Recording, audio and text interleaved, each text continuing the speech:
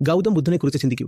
അദ്ദേഹം മികച്ച വിദ്യാഭ്യാസം നൽകപ്പെട്ട വളരെ കഴിവുള്ള ഒരു രാജകുമാരനായിരുന്നു. ഏറ്റവും ശ്രേഷ്ഠരായ പണ്ഡിതന്മാരെ വരുത്തിയാണ് അദ്ദേഹത്തെ എല്ലാം പഠിപ്പിച്ചത്. കാണാൻ വളരെ സുന്ദരനായ ആകർഷകമായ വ്യക്തിത്വമായിരുന്നു. അദ്ദേഹത്തിൽ കുട്ടിക്കാലം മുതൽക്ക് വൈരാഗ്യം പ്രകടമാണെന്നും അദ്ദേഹം ജ്ഞാനം നിറഞ്ഞ ചോദ്യങ്ങൾ കൂടുതൽ ചോദിക്കുന്നുണ്ടെന്നും ഇത് ഭാവിയിൽ പ്രശ്നമാകുമെന്നും വീട്ടുകാർ തിരിച്ചറിഞ്ഞു.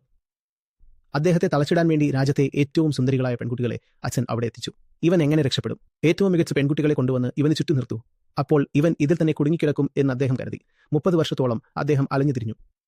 തന്റെ ജീവിതത്തിൽ വലിയ വിജയമൊന്നും ലഭിക്കാതെ അദ്ദേഹം അങ്ങുമിങ്ങും നടക്കുകയായിരുന്നു. ഏത് വിശ്വാസത്തിന്റെ പുറത്താണ് അദ്ദേഹം ഒരു ദിവസം എല്ലാം ഉപേക്ഷിച്ചത്? ഭാവിയെക്കുറിച്ചുള്ള എന്ത് സുരക്ഷിതത്വമാണ് അദ്ദേഹത്തിനുണ്ടായിരുന്നത്?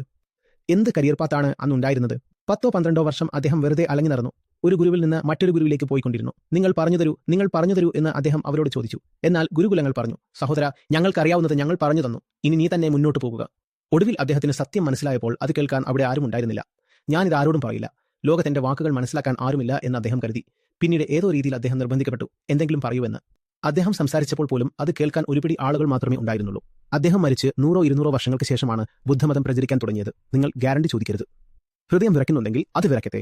മുന്നോട്ടുള്ള ഗ്യാരണ്ടി ചോദിക്കാതെ ജോലി ചെയ്യാൻ കഴിയുന്നത് നിങ്ങൾ ചെയ്യുന്ന കാര്യത്തിൽ നിങ്ങൾക്ക് വിശ്വാസമുള്ളപ്പോൾ മാത്രമാണ്. നിങ്ങൾ ചെയ്യുന്നത് ശരിയായ കാര്യമാണെങ്കിൽ ഇനി എന്ത് സംഭവിച്ചാലും നേരിടാൻ നിങ്ങൾക്ക് കഴിയും.